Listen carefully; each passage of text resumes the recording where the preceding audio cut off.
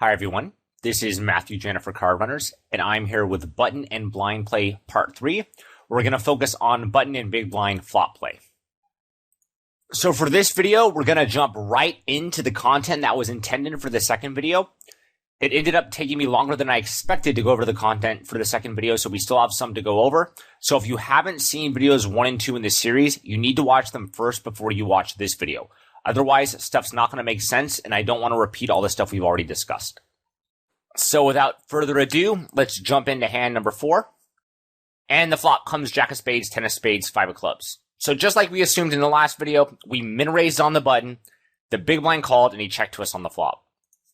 What hands do you think you'll sometimes value bet all 3 streets with? So of course, the turn and the river are really going to determine whether or not you can keep value betting. But pause for a moment and think, what hands are you betting on the flop and more or less intending and hoping that you can bet all 3 streets with?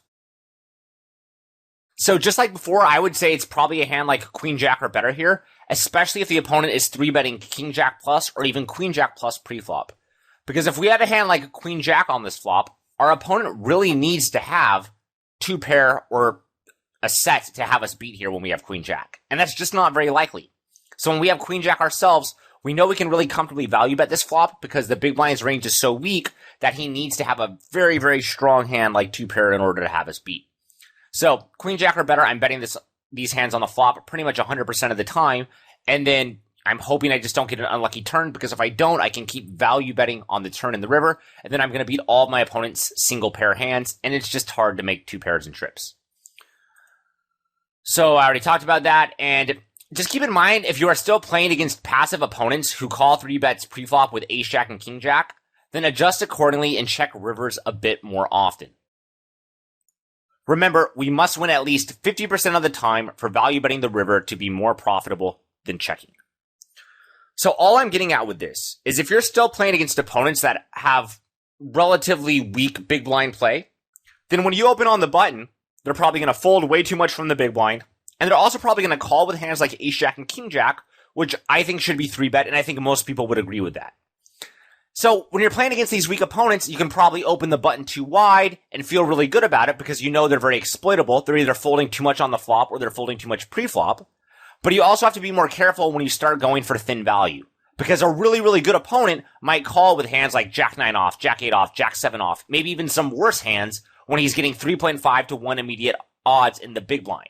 But if you're playing against weaker opponents who are calling with hands like Ace Jack and King Jack pre-flop and don't defend the big blind nearly as wide, then you're going to want to use more discretion when you're trying to make a value bet on the river with, Queen Jack is a pretty good pair, it is top pair here with a pretty good kicker, but you still can definitely be beat by a lot of hands in your opponent's range if they aren't 3-betting Ace Jack and King Jack pre-flop. So just be careful with that and always remember, in order to value bet the river in position, you have to win at least half the time when called to make it better than checking, and you're going to have to win significantly more than that if you are bet folding the river and your opponents will once in a while bluff raise. So just be careful with that.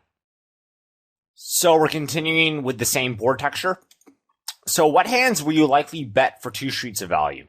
Again, pause for a moment and think on this board texture. What hands do you think you're going to want to bet on the flop? Because you're not going to want to let your opponent see free cards with hands in his check folding range. But you also know you're not going to be able to bet all 3 streets because if you do, you're not going to win over half the time when called on the river.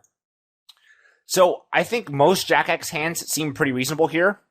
So let's bet the flop since there are still 3 overcards and we can get value from 10s and draws, but we can't bet all 3 streets. The opponent will fold most 10s by the river. So if on this flop I had a hand like, let's say, Jack 7 of diamonds, I think I would bet this flop because I know my opponent's going to usually call with his 10s. He'll either call 1 or 2 streets. He's usually going to call with most of his draws. He's usually going to call with, when I say draws, I don't just mean the flush draws and the open-ended straight draws. I also mean like gut shots will also probably call too. So I want to bet the Jack to get value now, even though I hate getting check raised.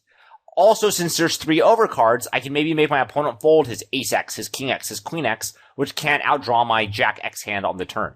Remember here, like on a lot of board textures, the opponent won't fold that many ace high hands. But on this board texture, since, the Jack of the 10 just hits so many hands in each of our range, I expect my opponent to fold even his like ace 9s.